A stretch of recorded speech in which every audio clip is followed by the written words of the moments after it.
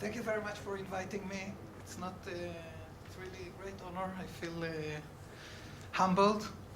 This movement have done really miracles here, working for peace, particularly during the bloodiest years of the Intifada. Some people forget other enterprises. One of them was the visit by Martin Luther King III here to the campus of Hebrew University. And this was an important visit because the message of Martin Luther King has been that in order to reach some breakthrough, one needs to address the other as other and see what are the goals of this other movement or other religion. And if this religion, for example, in the United States, if white Christians work according to their principles, according to the Constitution that they wrote, according to the laws that they were imagining, in this case, one can achieve miracles with no violence whatsoever. I would like to think about Islam. Islam is a religion that has in mind this idea of joining together the political and the religious, church and state together, but at the same time being extremely tolerant for everyone who believes. And this is the message that this movement basically believes in, and I would say it's identical to the, hardcore Islamic message. And this is something that we should think about, particularly today when we see that chauvinist nationalism is collapsing everywhere in the Middle East. This state of Israel was established by a nationalist Jewish movement that's called Zionism. And this movement was a reaction to chauvinist nationalist movements in Europe and across the Middle East. Originally, it was an Islamist movement. This may be strange to you to think about Zionism as an Islamist movement, but the founder of Zionism, Herzl, met with Sultan Abdul Hamid, the Ottoman, and suggested to charter this land, to make this state of Israel part of the Islamic Caliphate. Today, when we speak about Islamic Caliphate, we think about Al-Qaeda. But the idea was to have Islamic Caliphate, home for the Jews, and the Jews paying whatever they need to be charged, jizya or whatever Islamic law argues. Zionism was about self-rule, was not about independence, under Islamic hegemony. Unfortunately, this did not materialize, and the Ottoman Empire found itself dragged into World War I. We had an interim period of Western imperialism controlling this area, and then of nationalist chauvinism. This led to the expulsion of Jews from across the Arab world and Iran and Turkey, including from Gaza, from Hebron, to Palestine. In Palestine, we had a small Jewish state being established. And today, actually, paradoxically, Israel has become the most Arab country in the world, the country that is most Arab in the world, except for Arab countries, because we have, for example, Majma' al-Lugha al-Arabiyya. We have the High Institute of Arabic Language that decides all the rules of Arabic. We have officially Arabic television, Arabic radio. We teach Islam for Jews, Christians, and Muslims. Everybody learns Arabic and so on. So we have a kind of a potential for looking back at this original dream of Zionism of some Jewish national home within an Islamic context. Now we see in recent years the Arab Spring. Many people call it the Arab Winter and look at it as the worst thing that happened. I don't share this view. I think what we see a lot of bloodshed, we see a lot of problems. But if we go back and look at the French Revolution, or if we go back and look at American War of Independence, and then the American Civil War, and so on, we see a period of transformation that is extremely difficult, but leading to a good goal. If we follow all the demonstrations that we've seen across the Arab world, there was very, very little of anti-Americanism, anti-Westernism, anti-Zionism. It was all focused on the inside, whether we want a Muslim state, whether we want a democratic state, whether we want a civil state. All of these are, people now, particularly because of the massacre in Syria, they think we live in awful times. I agree that we live in awful times. I'm not saying we don't live in awful times, but I think the larger picture is important. Now I want to point to four points that are often neglected, and we found it in our research. One relates to the role of the United States. Second relates to the role of Iran. Third, to the role of education across the Middle East. And finally, to the future, what I would call a new kind of Islamic Ottoman, a new kind of nationalism to the Middle East. I don't have solutions, but I think this is a process that we should think about.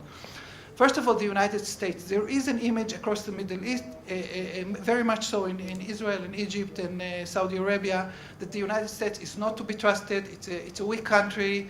And basically, there was a wonderful article by Professor Shlomo Avineri two days ago in Haaretz that says basically the United States, if you are a friend, basically you don't get the American support. If you are an enemy, you get appeasement. This may be true, but people forget, people who tend to belittle the United States, I think they are making a major mistake of understanding of major proportions. And here this is a message for the Iranians. I would not like to mess with the United States, and I would tell you why. Until 2003, the doctrine that ruled the United States was the Colin Powell Weinberger doctrine, said the following: we are not using force, full stop. But if you use force, it's only against very weak peoples like Grenada, Panama, and so on. Otherwise, from Beirut we ran away, from Somalia we ran away, and so on. Now, in 2003, America got into a second Vietnam in Iraq for 8 years. This was perhaps the worst war at the beginning, but lo and behold, the United States stayed put. Unlike Vietnam, they won the war. I want to remind you that Iran had very similar 8-year war against Iraq, and they lost the war. And in Iraq, the Iranians and the Syrians were pumping all kinds of sophisticated weapons into Iraq, and the United States kept itself fighting to the end. In the end, we had a democracy in Iraq, and the democracy became Shiite, pro-Iranian, not in the liking of the United States, but out of principle. The United States left, not because of weakness. And this is something, we may like Obama, we may hate Obama, but we have to remember this, that the United States won a war. So we have today a superpower with ability to fight a long, prolonged war. And this is something we have to remember, because it is not the United States of pre-9/11. I think that the United States should take care of loyalties, particularly when it comes to Egypt. But I think this lesson is being learned now. The second point is about Iran. Iran is an extremely dangerous country because they have a revolutionary ideology. Their strategy is already declared strategy. First, to cut the Middle East in two, from Afghanistan to the Mediterranean. Iranians have presence in Afghanistan, in Iran itself. They basically control Iraq, they control Syria, and they control Lebanon. And we have to remember that between Afghanistan and the Mediterranean, about 40% of the people are Shi'i Muslims. And Iran really tries to have this breakthrough. They really wish to take over Saudi Arabia. They believe that Saudi Arabia is a family business that will collapse. And in Saudi Arabia, you have the holy places and you have all the oil of the world. So Iran is a major test for the United States. Mr. Khamenei, when he discussed the negotiations with the United States, compared it to the peace of Imam Hassan. Imam Hassan, peace with Muawiyah. This peace was definitely intended to be an interim peace, only to expose the other side's evilness, wickedness, and it's a major test. We will see how this develops. I want to say that if we go back to the Arab Spring, where in the places where Iran was involved, or the fear of Iran, like in Bahrain and in Syria, everything went sour.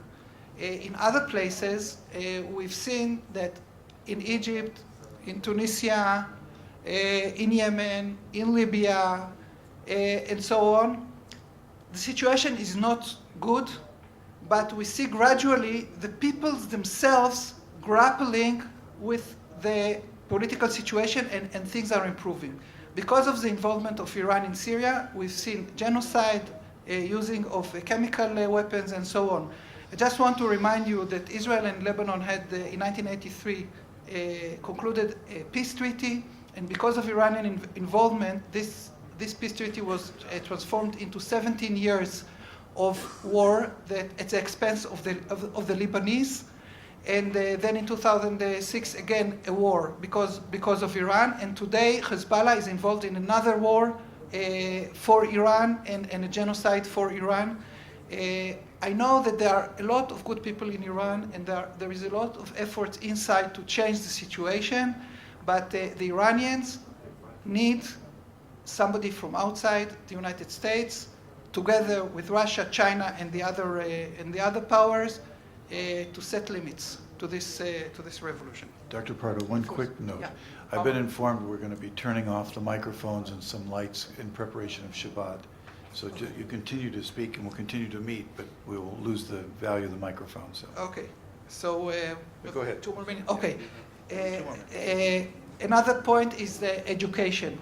I'm involved with an institute that researches education across the Middle East. I think this is the time for all of us to look at education, because across the Middle East, new curricula are being written. These new educational books are going to stay there for many, many years, and they are important.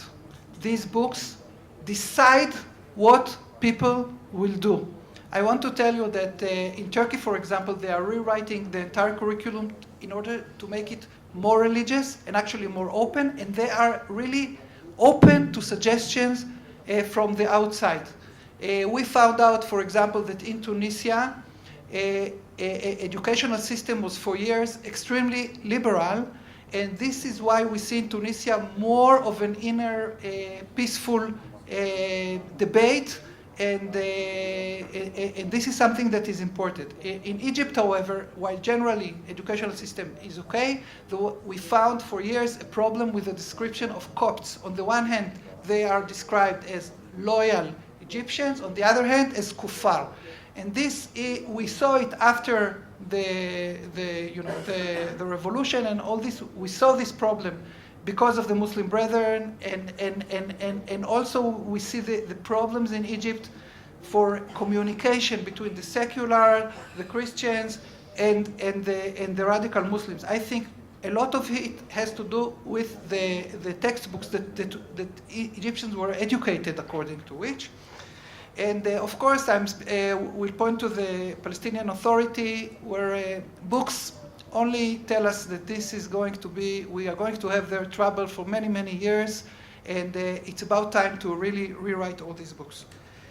Finally, I would like to go back to some of the points that were raised here, and really we had excellent presentations here about the Middle East that I think religion must have an important role. I have a vision of a kind of a new Islamic framework, but this, I think Islam should also reform itself so it accommodates non-Muslims, but we also should try to understand that the nationalist state and the chauvinist nationalist state is not really something that can solve all the problems in the Middle East. In the Middle East, we have a lot of preachers that are not really nationalist sovereign. By the way, Israel has no constitution, and in its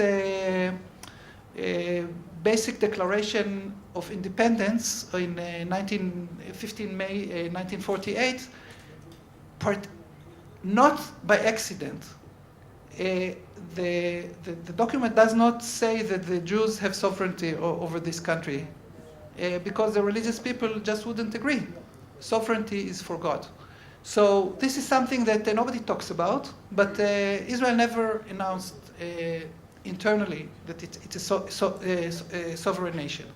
Now, if you look across the Middle East, you see a lot of political entities that are semi-sovereign, let's say northern Iraq, Kurdistan. Is this an independent country or is it part of Iraq? Hezbollah, are they independent or are they part of Lebanon? Hamas, are they an independent country or are they not? Look at Palestinian Authority. They have flags, they have weapons, they have president, they have the Ministry of Education. Nobody can tell them what to teach, what to do.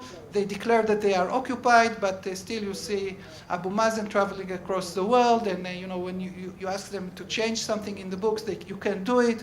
A Jewish person cannot enter into Nablus, an Arab Israeli can enter. It's a very complicated, it's very, I think, Professor Mercado here told us that we are complicated. It's extremely complicated situation. Look at all the countries in the Gulf areas. Are they family business? Are they countries?